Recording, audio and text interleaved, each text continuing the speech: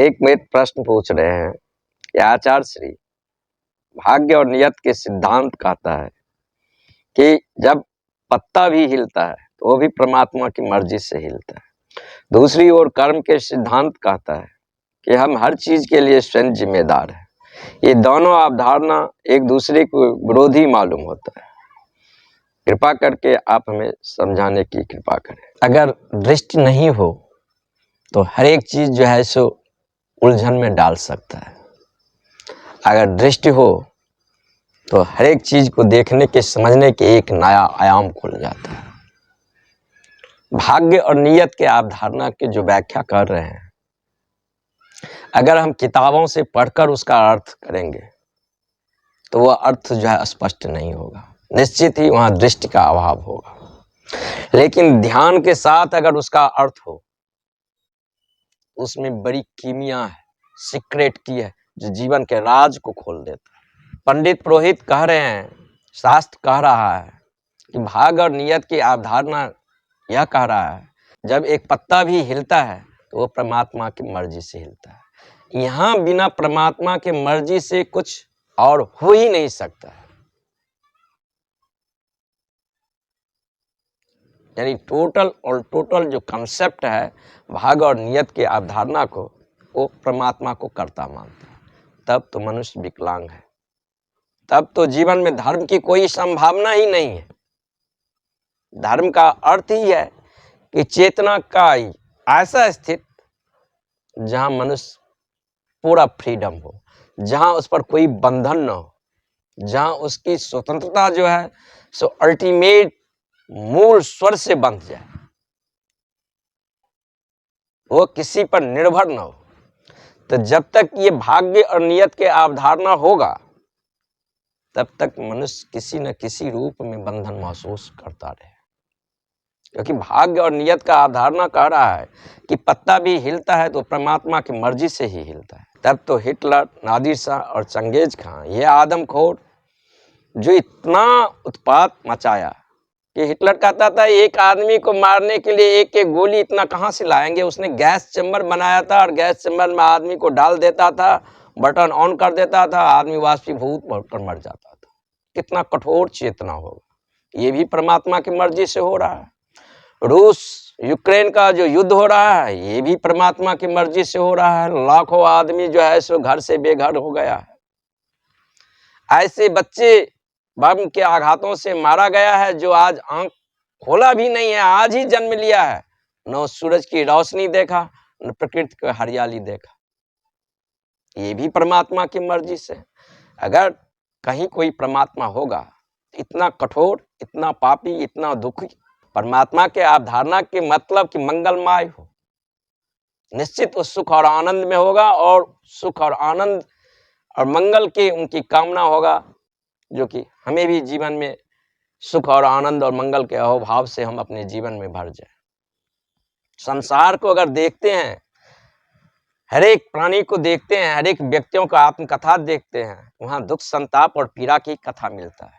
अगर संसार को देखें तो परमात्मा की कामना नहीं उठता है, किसी शैतान का कामना उठता है। कोई शैतान ने संसार को रचा है, तो परमात्मा और शैतान का दो अस्तित्व तो नहीं हो सकता है। परमात्मा अर्थात सर्वशक्तिमान। मैं एक कहानी सुन रहा था, उस कहानी में एक झक्की किस्म के सम्राट था, और सम्राट ने अपने विदूषक के साथ, अपने मंत्रियों के साथ ये घोषणा किया कि तुम लोग ये बताओ कि मैं बड़ा कि परमात्मा।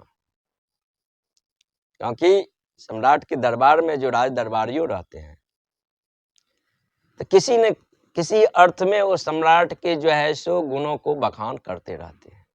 जो गुण उनमें नहीं है, वो गुण भी उनमें समाहित होने की प्रयास करते हैं। वो इसलिए ताकि उनका काम धंधा चलता रहा, क्योंकि उनका जीवन तो उसी राज दरबार पर निर्भर है। इसीलिए जितने प्रार्थनाएं, जितने गाथा का जन्म हुआ है, वह राज दरबार से ही पैदा हुआ है। तो पंडित पुरोहितों ने इस तरह उसको तारीफ किया कि उसका अहंकार बढ़ता चला गया और सर्वोपरि हो गया। लेकिन अंतिम अवरोधक आ गया परमात्मा। निश्चित मेरा राज्य बड़ा है, मैं बड़ा हूं, मैं शक्तिशाली हूं, उनकी गाथा को पंडित पुरोहित जो है सो गाता गया। लेकिन जब उनका अहंकार फूलकर एक गुब्बारा हो गया, तब उन्हें ये महसूस होने लगा मैं बड़ा नहीं हो सकता हूं इस विराट कायनात के सामने, इस परमात्मा के सामने। उसने अपने राज दरबारियों से पूछा, कहो कि मैं बड़ा कि परमात्मा बड़ा है। अब ये बात जो है सो राज दरबारियों के लिए जटिल प्रश्न हो गया, क्योंकि इस झक्की सम्राट को वो अच्छी तरह जानता था। अगर कहें कि आप बड़ा है तो वो भी अच्छी तरह जानता है कि परमात्मा का रहते मैं कैसे बड़ा हो सकता हूँ, और झूठ बोलने की सजा में सर धड़ से अलग कर देगा। अगर कहें परमात्मा बड़ा है तो भी ये अहंकारी सम्राट को ये बर्दाश्त नहीं होगा कि मेरे रहते दूसरा कोई कैसे बड़ा हो सकता है, तो भी सर धड़ से अलग कर देगा। क्या कहूं, बड़ी दुविधा में पड़ गए। तो राज दरबारियों में एक बुजुर्ग राज दरबारी था। उसने कहा कि हजूर मुझे 3 दिन के लिए समय दिया जाए, 3 दिन के बाद मैं इस प्रश्न को जवाब दूंगा। 3 दिन के लिए राजा ने समय दिया और दरबार जो है स्थगित किया गया। सभी राज दरबारी जो है सो दरबार से बाहर निकले। सभी अच्छी तरह जानता था कि क्या जवाब होगा इसका, ना हाँ में होगा ना नहीं में होगा। 2 विकल्प है, दोनों विकल्प में मौत ही मालूम हो रहा है। आखिर राजा को जवाब दूं तो क्या दूं जवाब। तो जो पुराने राज दरबारी थे उनको पता चला कि राजा का एक वजीर था जो बहुत पुराना था। जब उसका काम समाप्त हो गया तो अवकाश लेकर वो जंगल में एक कुटिया बनाकर साधु हो गया है। चलो उसी से कुछ राज पूछते हैं, कुछ तो वो कहेगा ही, क्योंकि उसे जीवन को बहुत प्रगाढ़ अनुभव था और राजा भी उसका बहुत आदर करता था। वो बुजुर्ग राज दरबारी जो है उस वजीर के पास गया और अपना प्रश्न सुनाया। उस वजीर ने कहा कि कोई चिंता नहीं करो, कल आकर मैं राज दरबार में इस प्रश्न का जवाब दूंगा। भले ही मेरी उम्र बहुत ज्यादा हो गया है, कमर सीधा करके मैं चल नहीं सकता हूं, लेकिन किसी तरह डंडे से टटोलते हुए मैं राज दरबार में पहुंच जाऊंगा। और वह वजीर जो है नियत समय पर राज दरबार में उपस्थित हो गए। सारा दरबार में सभी लोग बैठे थे, सभी लोग बेसब्री से इंतजार कर रहे थे आखिर इस प्रश्न का जवाब होगा तो होगा क्या, कि परमात्मा बड़ा है कि ये राजा बड़ा है। दोनों अर्थों में जो है सो समस्या जटिल है। कोई भी उत्तर देगा, दोनों उत्तर में जो है सो हार ही हो जाएगा। तीसरा कोई विकल्प किसी को सामने नहीं आता है। ये सभी के मन में ये प्रश्न जो है सो उठ रहा था। नियत जब समय हुआ, राजा आकर राज दरबार में बैठा तो वो जो बुजुर्ग अवकाश प्राप्त वजीर थे राजा को, जिसे राजा भी समादृत करता था, आप अगर चाहे तो मुझे इस राज्य से बाहर निकाल सकते हैं। तो वो बुजुर्ग वजीर ने कहा कि वो सर्वशक्तिमान राजा, निसंदेह ही आप ही सबसे बड़े हैं, परमात्मा बड़ा नहीं है। एक अर्थ में अगर आप चाहे तो आप अपने राज्य से मुझे बाहर निकाल सकते हैं, राज्य निष्कासित कर सकते हैं, लेकिन परमात्मा अगर चाहे भी तो मुझे अपने राज्य से बाहर कर ही नहीं सकता।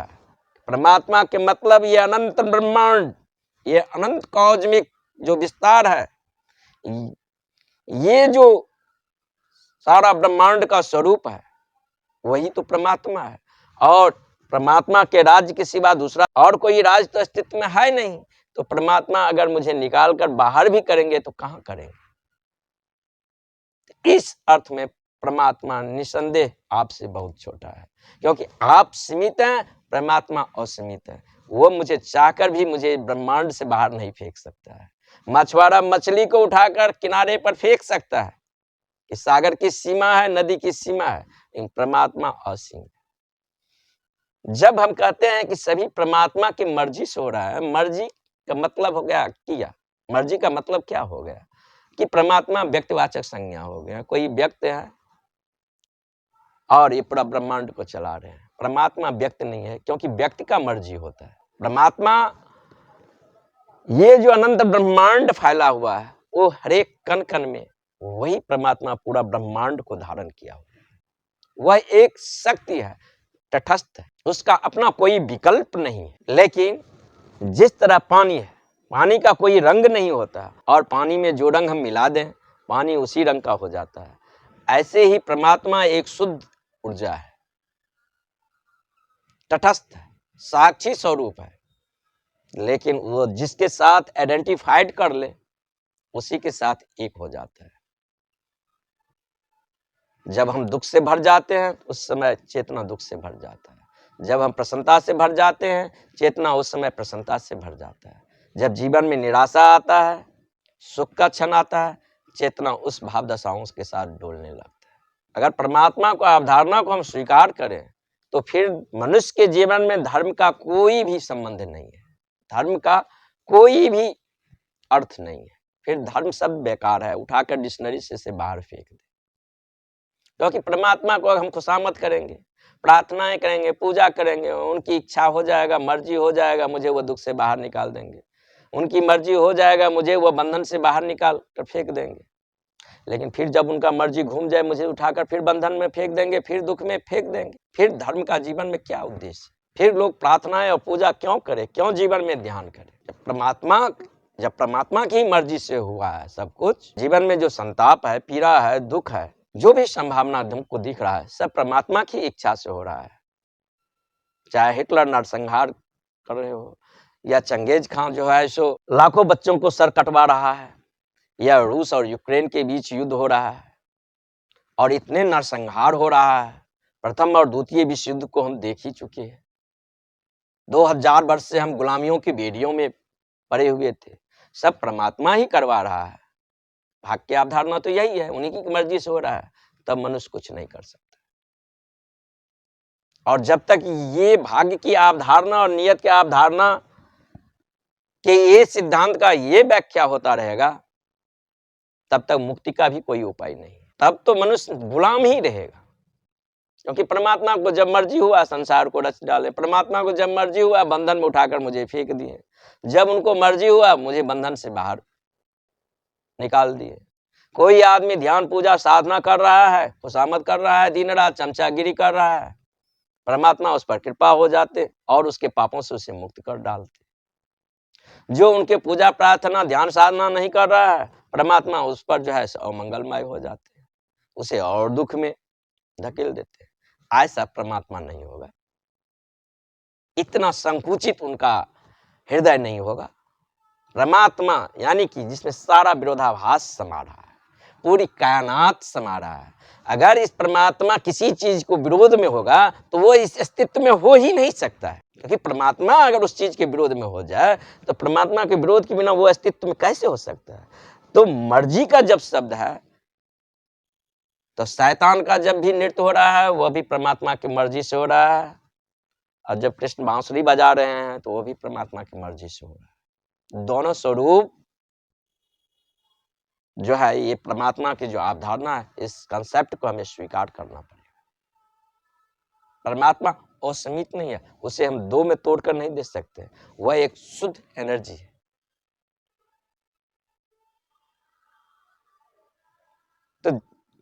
तो जो लोग शास्त्र को पढ़कर बिना ध्यान से गुजरे हुए इस तरह के जो व्याख्या कर रहे हैं भाग्य और नियत के सिद्धांत को कि सब परमात्मा की मर्जी से हो रहे हैं, तब तो जीवन में धर्म की जरूरी क्या है? क्यों साधना और पूजा करें? जब उसका मर्जी होगा डाल देगा, जब उसका मर्जी होगा फेंक देगा, जब उसका मर्जी होगा दुख में डाल देगा। ये परमात्मा तो नहीं मालूम हो रहा है, किसी तानाशाह सम्राट का ये व्यवहार मालूम हो रहा है। क्या है हिटलर और चंगेज खां और नादिर शाह और मुसोलिनी की आत्मकथा? इसी प्रकार का तानाशाह है। नहीं, परमात्मा ऐसा तो नहीं हो सकता। तो भाग्य और नियत का जो अवधारणा है उसका अर्थ यह है कि मैं प्रतिपल अपना भाग्य स्वयं लिख रहा हूं। कर्म का सिद्धांत यही कह रहा है कि कोई कहीं परमात्मा नहीं है जो मेरे भाग्य को लिख रहे हैं, और न कोई नियत है जो मेरे भाग्य में ये घटेगा। मैं अपना भाग्य और नियत प्रतिपल लिख रहा हूं। पतंजलि योग सूत्र में कर्म को 3 भाग में बांटा है। एक को कह रहे हैं संचित कर्म, दूसरा को कह रहे हैं प्रारब्ध कर्म, और तीसरा को कह रहे हैं क्रियामान कर्म। एसेंशियल, सेमी एसेंशियल और नॉन एसेंशियल। संचित कर्म यानी जन्म जन्मों के कर्म, वो स्टोर हाउस ऑफ कॉन्शसनेस में वह पड़ा हुआ है। प्रारब्ध कर्म जो संचित कर्म के कुंड से निकल कर आया है, जो इस जन्म में मुझे किसी न किसी अर्थ में भोगना पड़ेगा। जीवन के किसी न किसी मोड़ पर उस दुख, संताप और पीड़ा से मुझे गुजरना पड़ेगा, क्योंकि मैंने दूसरे को दुख, संताप और पीड़ा दिए, तो उसे मुझे भोगना ही पड़ेगा। ये हो गया प्रारब्ध कर्म। क्रियामान कर्म जो इस जीवन में हम प्रतिक्रम कर रहे हैं, वह संचित कुंड में जाकर पुनः गिर रहा है। चाहे बुद्ध हो या कृष्ण हो या महावीर हो या कोई बुद्ध पुरुष ही क्यों न हो, प्रारब्ध कर्म से उन्हें भी गुजरना पड़ेगा, उनको भी भोगना ही पड़ेगा, क्योंकि ये अस्तित्व जड़ नहीं है, सचेतन है और प्रतिसंवेदन करते हैं और समस्वर्त है। क्योंकि हम जो करते हैं उसके प्रति वह प्रतिसंवेदन करता है। हम दुख के बीज फेंकते हैं, हमारे और लाखों लाखों दुख के बीज जो है अनंत अनंत रूपों में लौट कर आता है। अगर हम जीवन में सुख के बीज फेंकते हैं, प्रसन्नता के फूल फेंकते हैं दूसरे पर, तो अनेकों अनेकों रूप में मेरे जीवन पर वो लौटता है। कर्म का अवधारणा यही। तो हम जो कर्म करेंगे उस कर्म से ही सार निष्पत्ति होकर मेरा भाग्य लिखा जाएगा, और जैसा हमारा कर्म होगा, अशुभ होगा तो जीवन अशुभ की तरंगों से डोलता हुआ चला जाएगा और नीचे से नीचे मैं गिरता चला हुआ जाऊंगा। अगर जीवन में शुभ का कर्म होगा तो जीवन में और ऊंचे से ऊंचे हम उठते हुए चले जाएंगे। भाग्य और नियत के अवधारणा यही तो कह रहा है मार्क्स कि तुम जिम्मेवार नहीं हो, समाज जिम्मेवार है।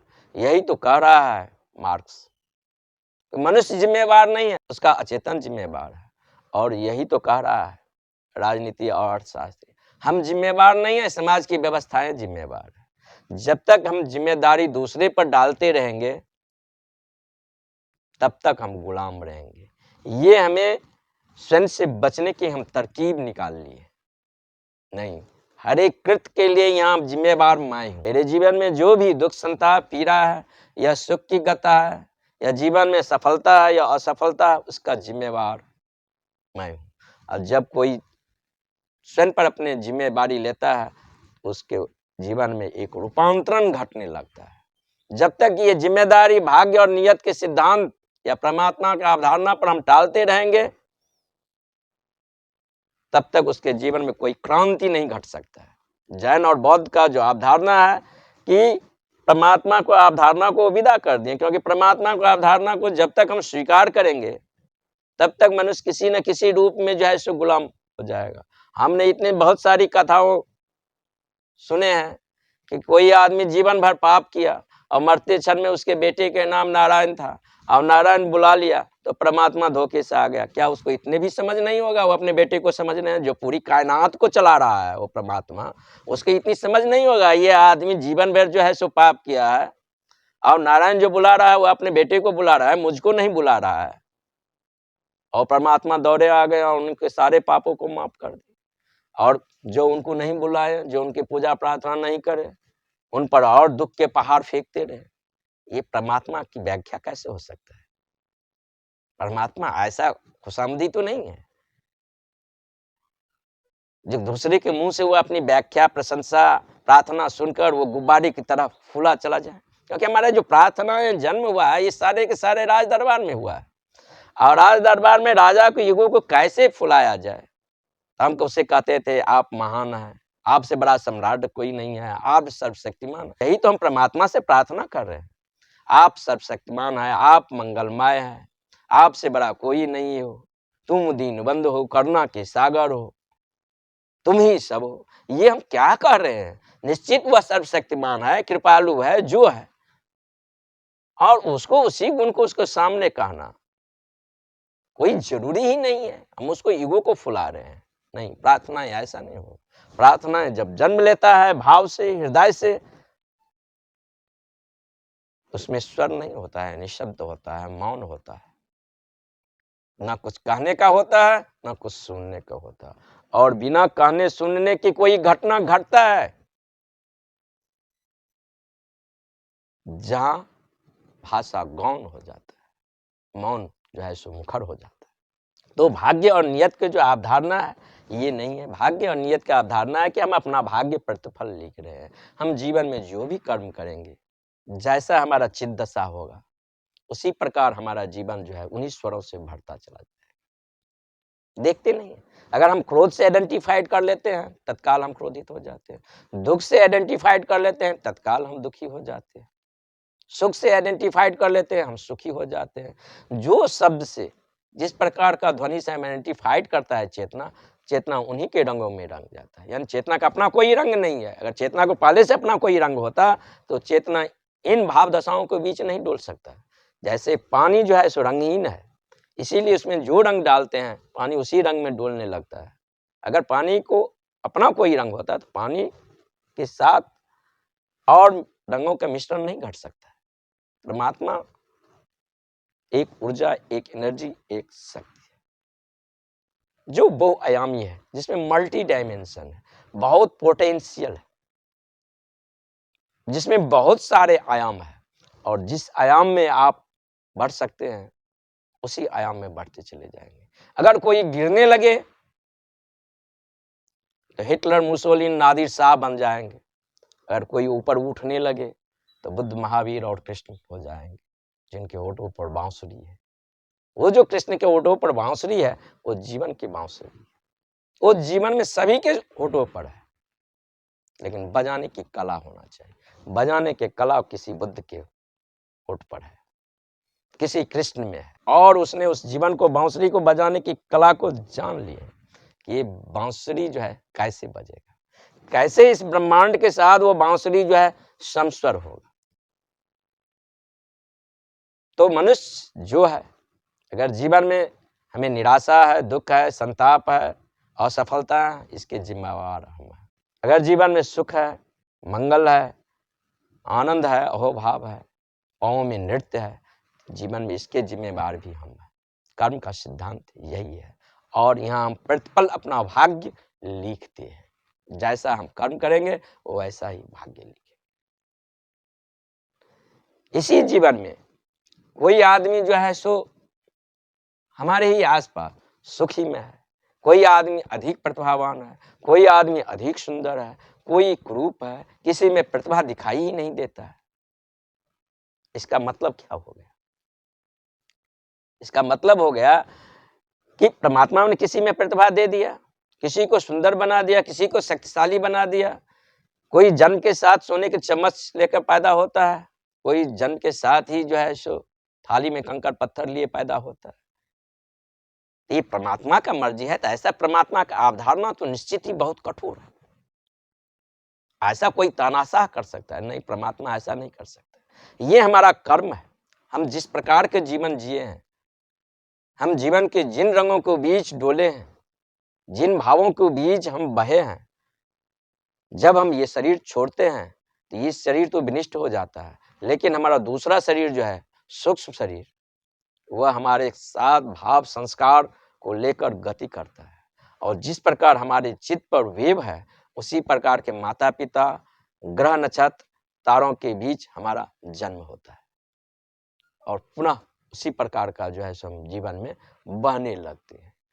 तो इस जन्म में अगर हम हत्या के विचार से, क्रोध के विचार से, द्वेष के भावों में डोलते रहे हैं, तो हमारे चित्त पर एक सूखी ड्राई लाइन बन जाता है, यानी सूखी रेखा बन जाता है। जैसे पानी है, पानी को यहाँ ड्रॉप किए तो पानी को यहाँ ड्रॉप करने से पानी जो है नीचे की ओर बहना शुरू कर देगा, लेकिन जब वो पानी का बहाव समाप्त हो जाएगा तो हम देखेंगे कि एक सूखी ड्राई लाइन बन गया है, यानी सूखी रेखा।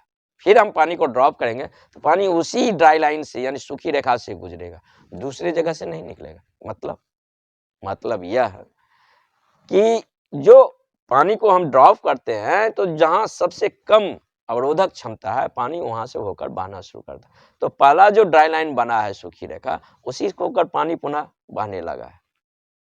अगर उसको हम बंद कर देंगे तो फिर दूसरा जो कम न्यूनतम अवरोधक क्षमता होगा, वहां से पानी होकर जो है सो बहने लगेगा।